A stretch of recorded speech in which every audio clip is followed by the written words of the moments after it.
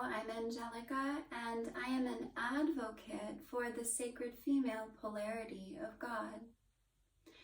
Today I'm going to talk about pair bonding and some of the things that have contributed to our current modern situation where pair bonding has become almost obsolete because of the normalization of divorce and the delayed marriage that has become the expectation now in our society in a way that it never has been before. So I'd like to start off by talking about, well, first of all, this is a pretty complex issue. So there are several different points that I'd like to touch on. But I'd like to start with discussing how I believe our ancestors evolved to have a pair bonding monogamous situation. And I believe that in a tribal, pre-Christian, pre-organized religious environment, that this was still the norm. And it had a lot to do with the very natural pair bonding instinct that arises in the teenage years. And most cultures have always recognized that children are somewhat androgynous, and that once they are in that in-between stage between childhood and adolescence, that they really need to be initiated into their polarized roles, where we have an understanding of what is necessary to be a good husband and father, and what is necessary to be a good wife and mother. And of course, not all cultures have been like this, but I'm talking about specifically probably our European culture and our greater imperative to create community and to create a working economy, community, and spiritual continuity within a community.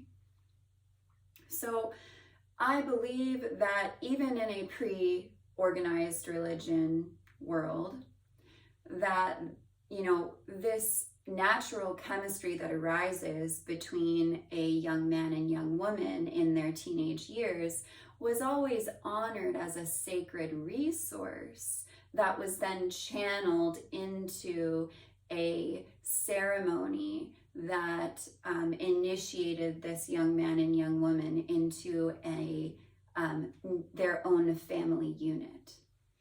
And again, I'm not talking about every culture and every past timeline, but I do believe that this did exist in many ways.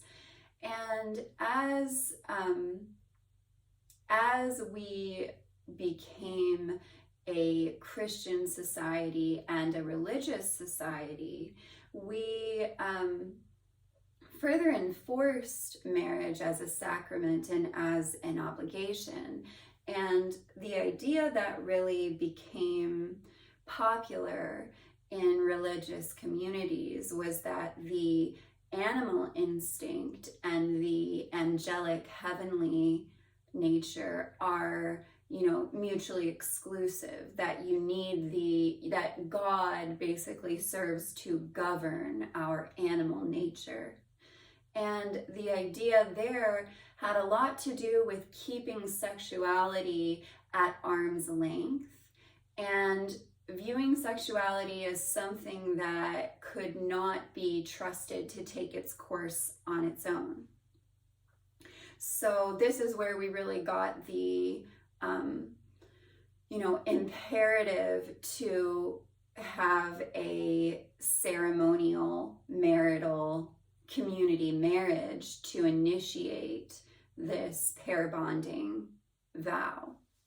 But I do believe that before we had these structures in place, that we that we had a natural pair bonding instinct that was organically monogamous in many cultures, and it was simply an organic event that would occur between two very specific people, because we know that our pheromone makeup is very, it has a very specific profile that it is compatible with. And if you're in a small tribal environment of, I don't know, maybe you have 15, 20 different options as a teenager for who you might be attracted to, it most likely was a very organic pairing off that occurred that didn't really require, arranged marriage like we later initiated and established. So as we became a society that viewed sex and marriage as something that needed to be enforced by a spiritual authority and the community, we in many ways began to mistrust the organic pair bonding instinct that occurs.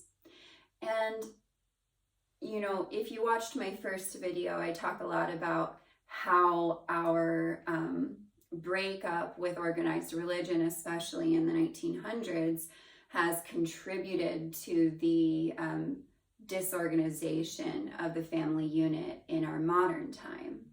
And when you look at the 90s and the 2000s especially, a little bit I think in the 80s, but especially in the 90s and the 2000s, there were a few different ideas that were floating around that I believe young people were completely brainwashed with, and they are somewhat contradictory. So there's also a lot of cognitive dissonance that occurred through these various cultural influences.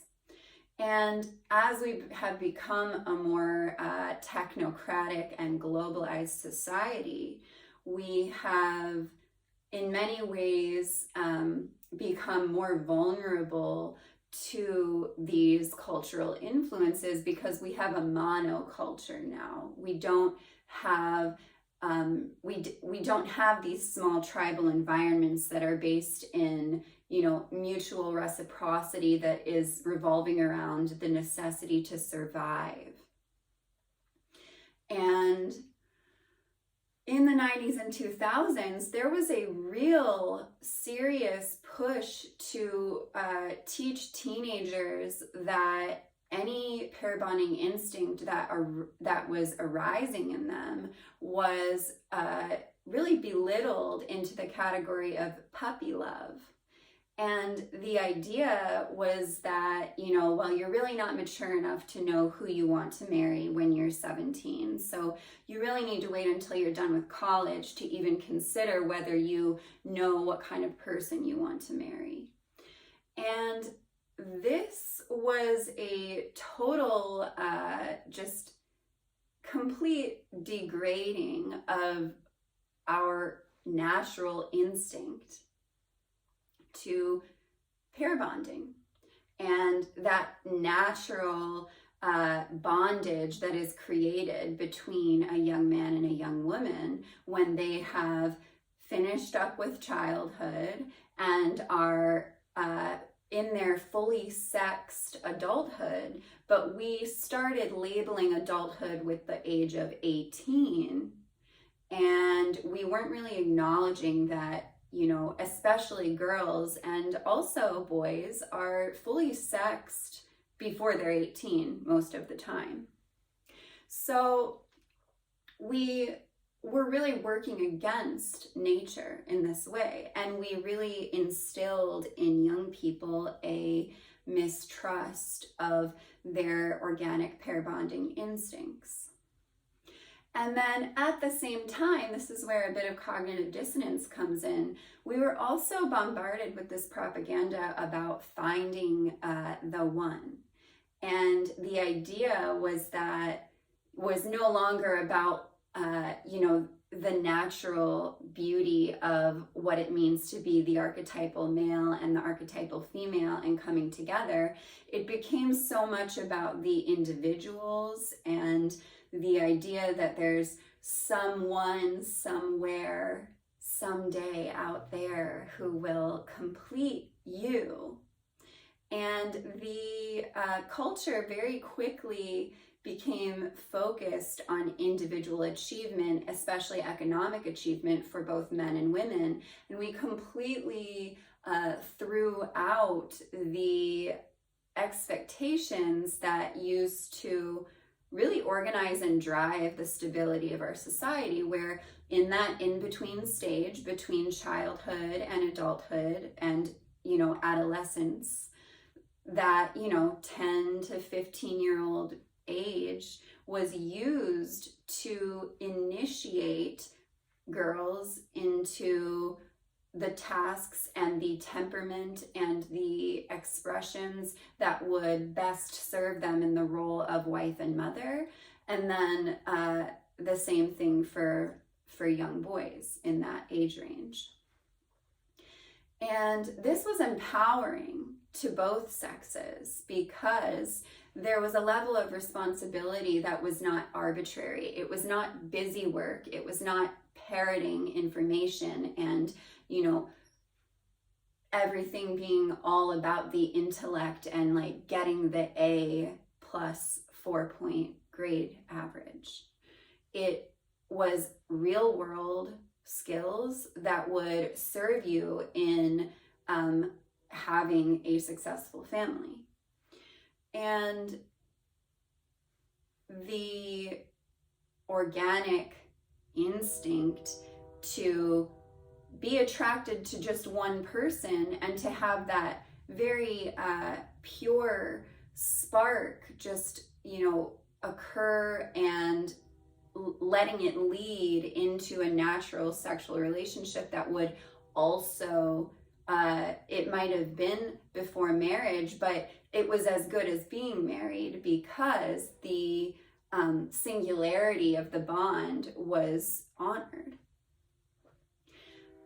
So at the same time as we were really discouraged from trusting our teenage instinct to pair bonding, we were also taught that, we really need to find the one, and that the focus became more, we just threw out the whole idea that, we also used to have arranged marriage, and that I'm not advocating for arranged marriage, but the reason that worked in many ways, not in all cultures, but the reason that it worked in many ways is that these roles that we play as men and women are archetypal. They're not just personal. And the intimacy of spending, sleeping in the same bed with someone every night for years, and then also having children with this person, the intimacy creates the bond and the mutual respect and understanding. Ideally, of course, this has not occurred in every scenario or even the majority of scenarios, but the potential is there, and the potential was always there because this is, like I said, a natural primal instinct to bond with one person. So at the same time that we were given these two ideas that, don't trust your puppy love years and there really is one person out there for you, and you might have to travel to the other side of the world to find them, but they are there. And it just encouraged this delaying of bonding. And it disrespected the natural bonding that was occurring between teenagers at the time. So at the same time, there were two things that I feel are really focused on men and the male path that occurred at the same time, where as we let go of organized religion, we really replaced it with scientism, where, people are collecting data, but they're not necessarily making, in my opinion, the correct inferences about that data. So we were offered a lot of pseudo-scientific ideas as dogma, specifically the idea that men are more prone to promiscuity than women because they have a natural instinct to, scatter their seed. And there are cultural differences here, but we were really taught that this was just male nature, and that, for girls, it was like, well, you can't really expect a man to have only eyes for you. And, even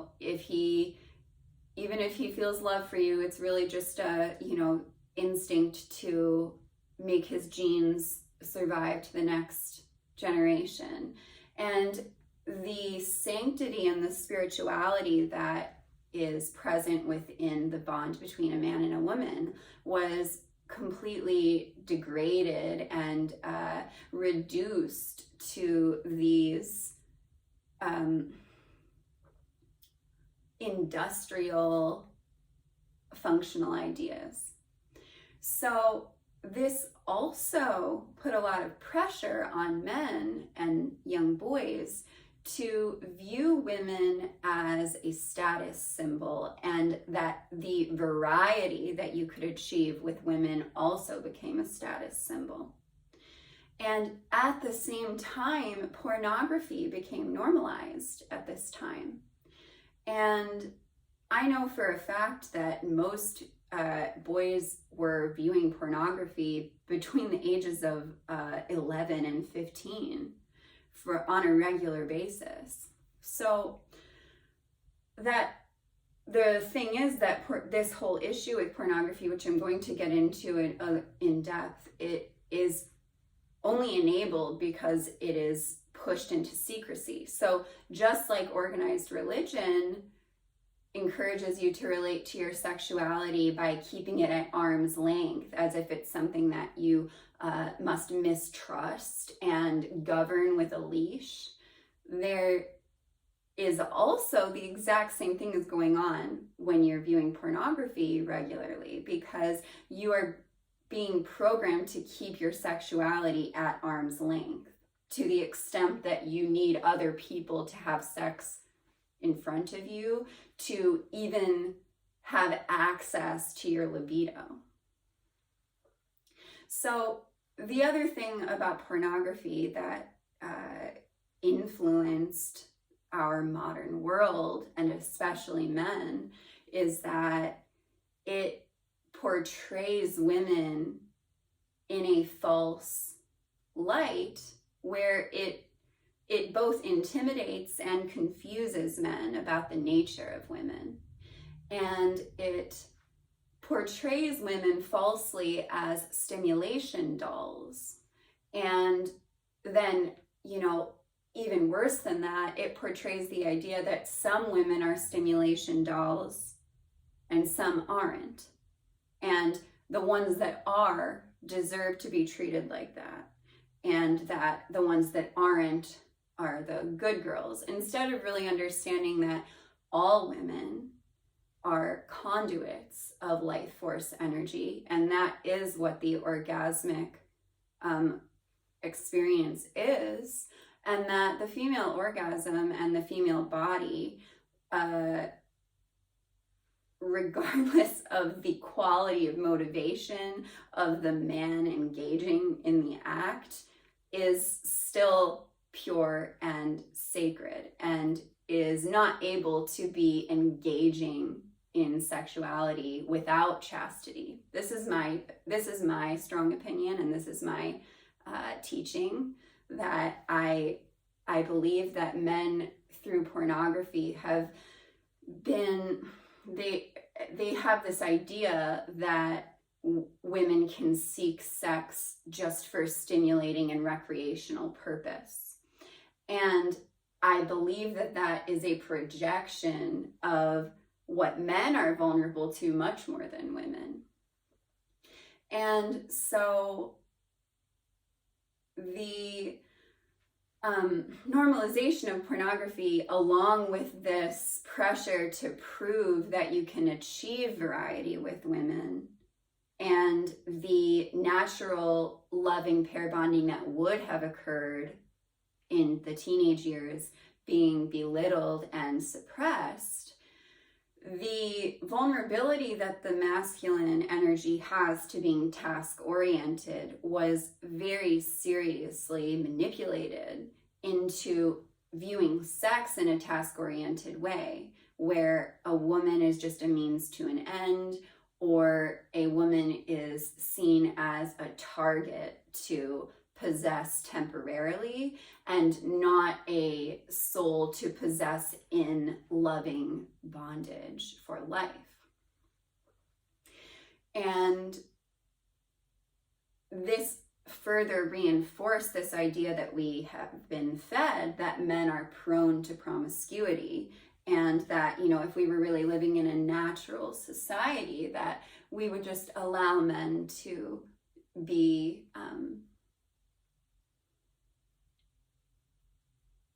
pursuing multiple avenues of getting his genetic code to the next level. So all of these things occurred at once, and now we have this situation where we have a lot of people who are realizing that this does not serve us, this makes us sick, this is against God, regardless of what your religious or spiritual beliefs are, and it's against our bodies. So I feel that what we could do to remedy this is to understand that the pair bonding instinct can occur at any stage of life. But what we need to do is recreate the level of pure-heartedness that people have when they are teenagers about their pursuit of romance and marriage. And what I think that we can do is, I'm not advocating for arranged marriage, but those of us who are, I am married, but those of us who are not married and would really desperately like to be married, for male or female, I think that we could go back to asking ourselves, you know, if I had to go into a blind arranged marriage, right, you know, next week, and I was going to be assured that the person I was marrying was more than capable of taking care of me, of offering me the spiritual companionship that I need, and supporting my productivity in life, what would you need to develop and commit to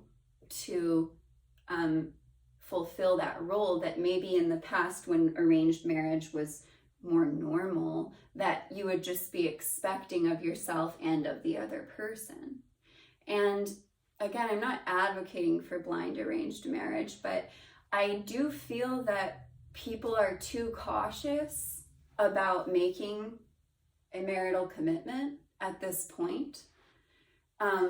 And that we really all need to hold ourselves and each other accountable for embodying the highest expression of man and woman that is possible.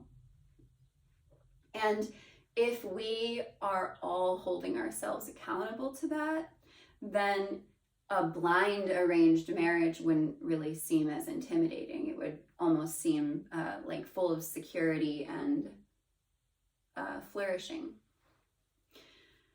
So